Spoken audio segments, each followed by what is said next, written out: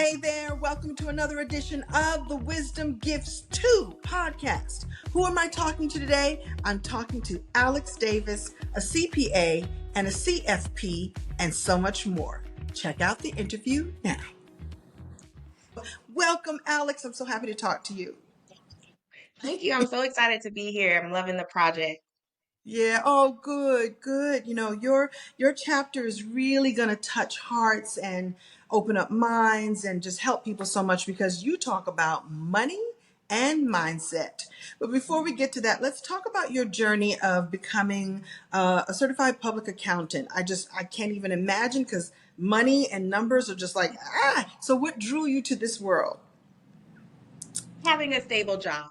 That was it. That was the only reason. No, but I had my daughter just a couple months after I graduated high school. And so when I went into college, I was already a parent. And at that point, I just picked a career where I felt like I would always have a job, I would make a good living, and I was always good with numbers in school. And so I decided to go into public accounting. And if you're going to be in public accounting, my opinion is you should become a certified public accountant. So you're just like the creme de la creme of an Mm-hmm. accountant. And at what point did you fall in love with it? Because you know, you found a job, but you must have fell in love with it, fallen in love with it at some point. I'm not going to tell you that lie. I don't know if it was love necessarily in accounting, but what I love about it is helping people. And so I have Hmm. Hmm.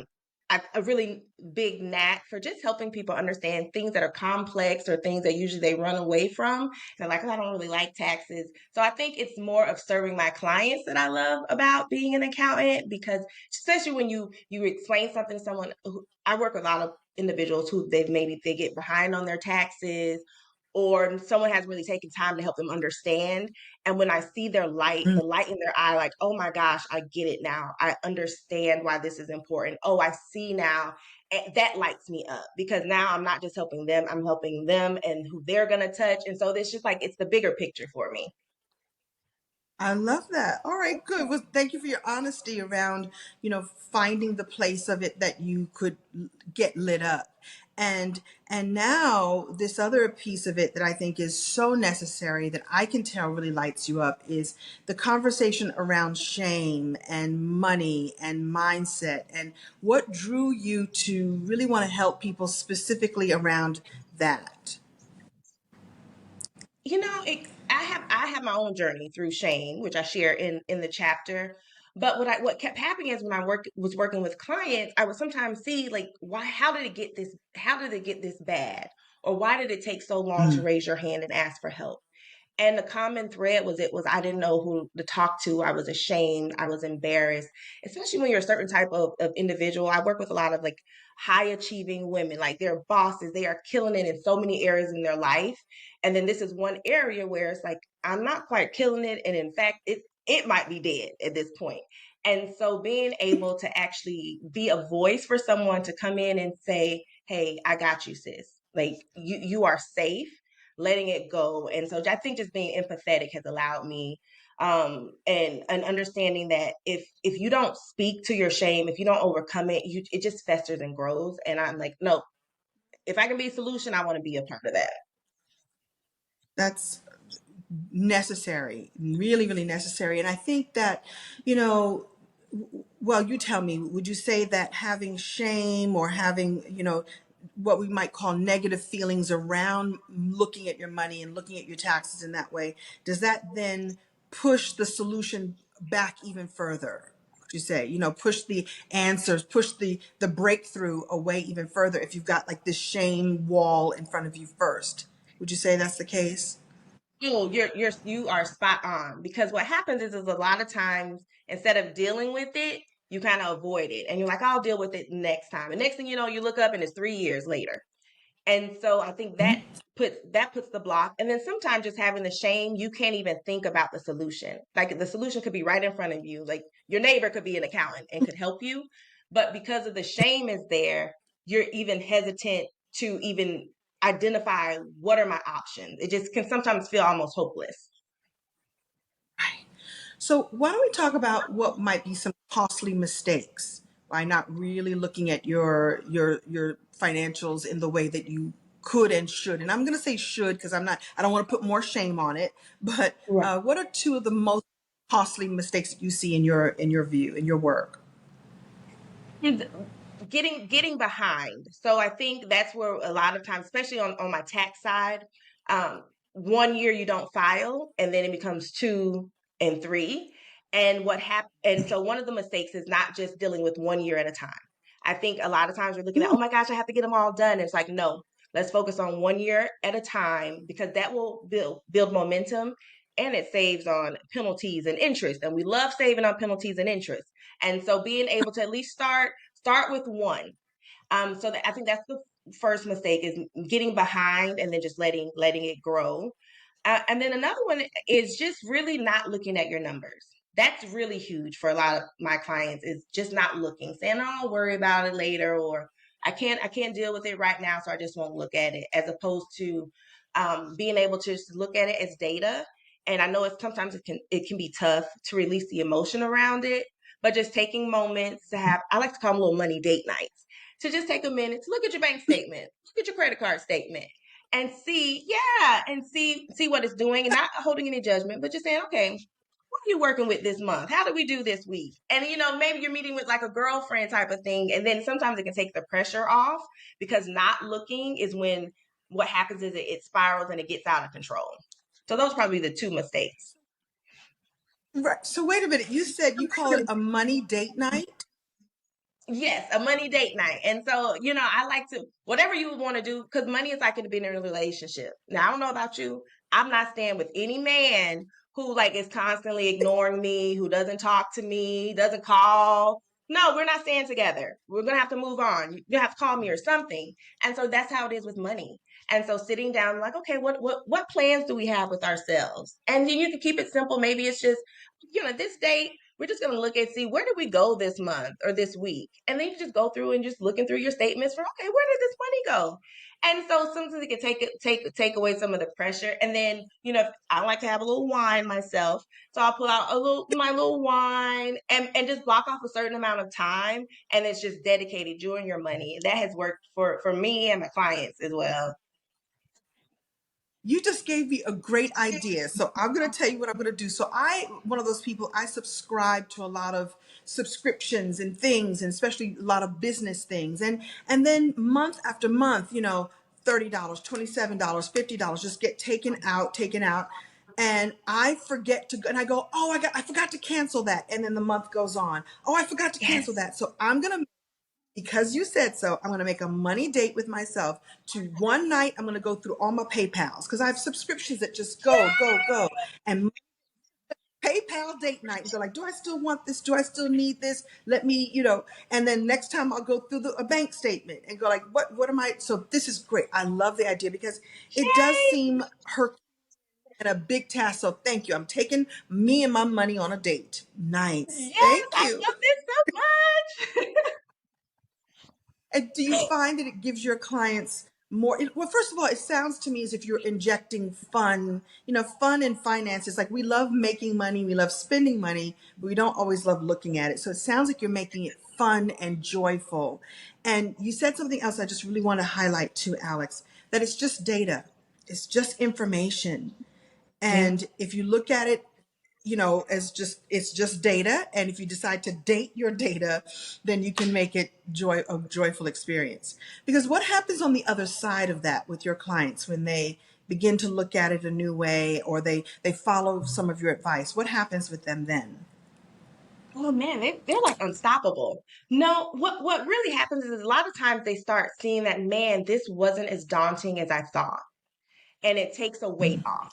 It really, I think that's one of the biggest things is it takes this weight off to where when they come in, there's like, oh my gosh, this. And by the time they're like sitting up a little bit straighter, and then it impacts other areas of their life because this is the cool thing about money because how you do one thing is how you do another, and that happens with money too. And so I find that they like relationships start improving because now they're setting their boundaries. Their boundaries are stronger, And that's something like that's a boundary when when you're not handling and focusing your money like like you want to or you should. Sometimes those are some boundary issues. And because they start dealing with it in their with their money, now all of a sudden they're dealing with it with family, with spouses, with actually being able to speak up for themselves. I've seen that happen.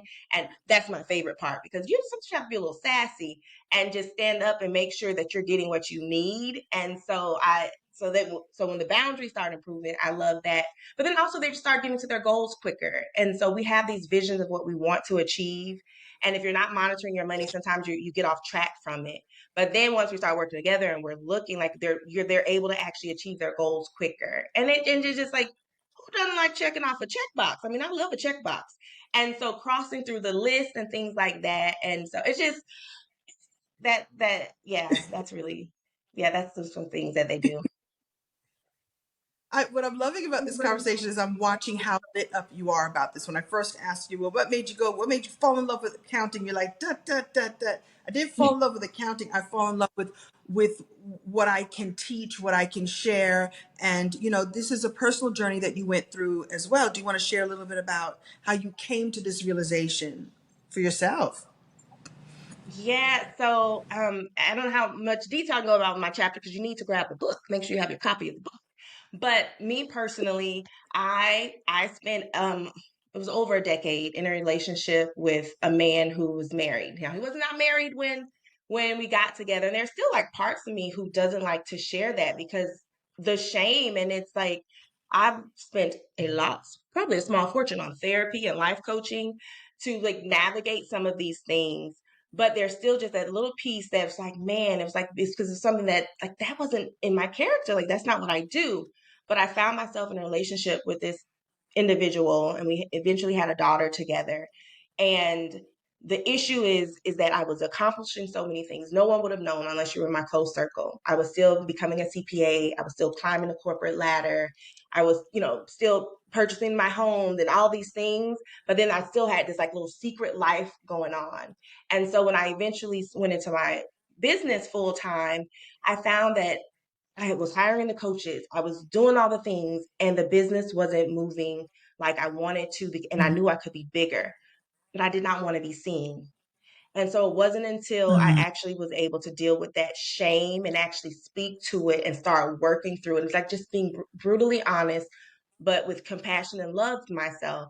I was able to navigate through that and I was like, oh man, I'm totally night and day from me going through this process.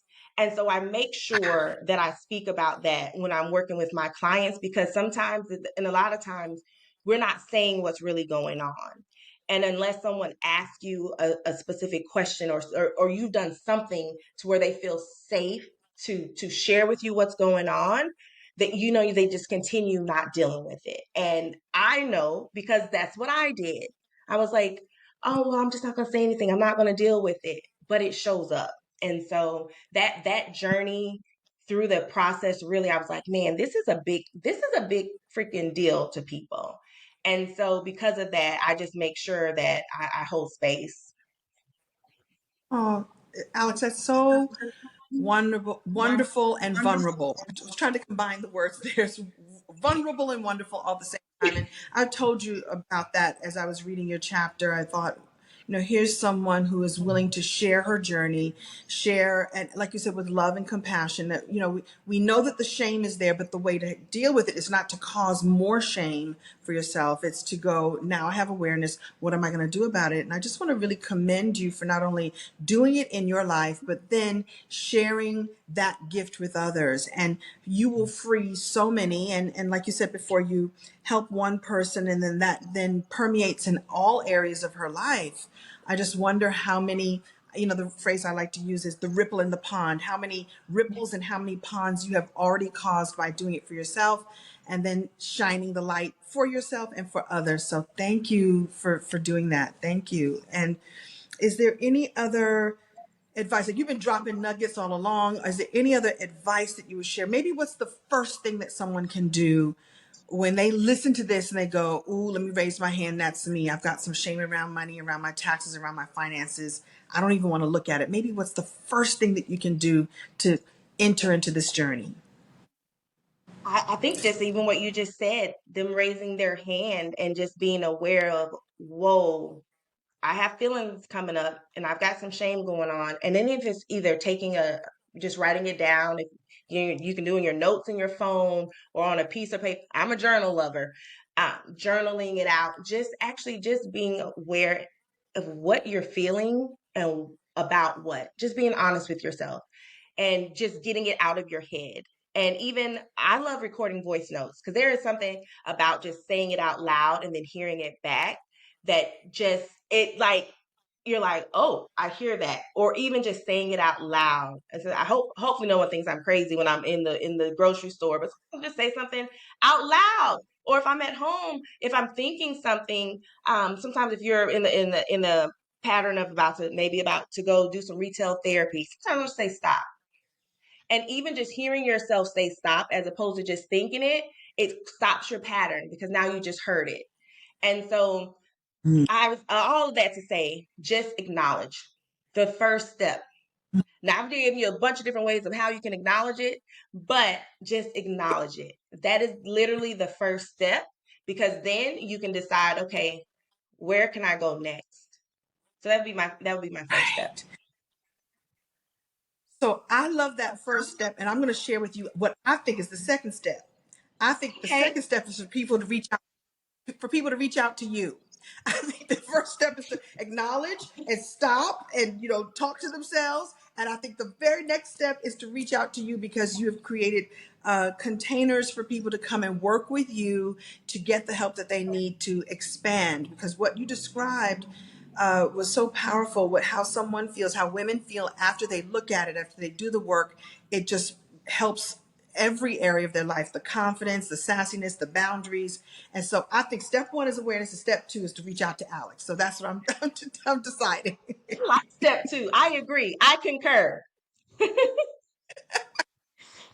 Wonderful. Well, I want to say again, thank you for being a part of this journey and part of this book. I know you're going to help so many people. The ways to contact Alex will be listed here somewhere. Just thank you so much for saying yes to this experience because I'm richer for it, richer on the inside and on the outside, and everyone who comes into your space will feel that way too. Is there any last thing that you'd like to say? Any other last Yeah. Alexism? I made up a word. I say that. That's so funny that you say that because I say I have Alexisms. So it's so funny. It's so true. I have so many of them. My friends, they're just like, as you would say. And I was like, I know. Um, but no, the last thing I would leave women with, or men, if you're watching this, I'm not a hater. I just don't work with you, men. I'm just kidding. I do work with men too. But is really being compassionate, really giving yourself compassion and love, and just be mindful of how you're speaking to yourself. I think no matter what, whether you're Mm. behind on taxes, whether you're in debt, whatever it is, or maybe you're making a lot of money, you're like, where is it going? Speak to yourself with kindness and loveness. That I don't know. Now I'm Mm. making up words too, Kim. See, I've been hanging around with you a lot. Um, but really, really, really do that. And I think that also will start shifting because when you're beating yourself down, that's not how you flourish and grow. And so just check yourself before you wreck yourself and just listen to how you're speaking to yourself and start shifting. Oh, Alex, that's great, great, great, great. So thank you so much for participating. Thank you so much for participating in the podcast, in the book, and I can't wait to see how many more lives that you change. Thank you. Thank you so much, Kim. Wasn't that a great interview? What are you going to take away? What's your takeaway or your aha or your oh snap? You know what mine is? Date your money. Date your money. Go on a date and enjoy. I love it. See you next time.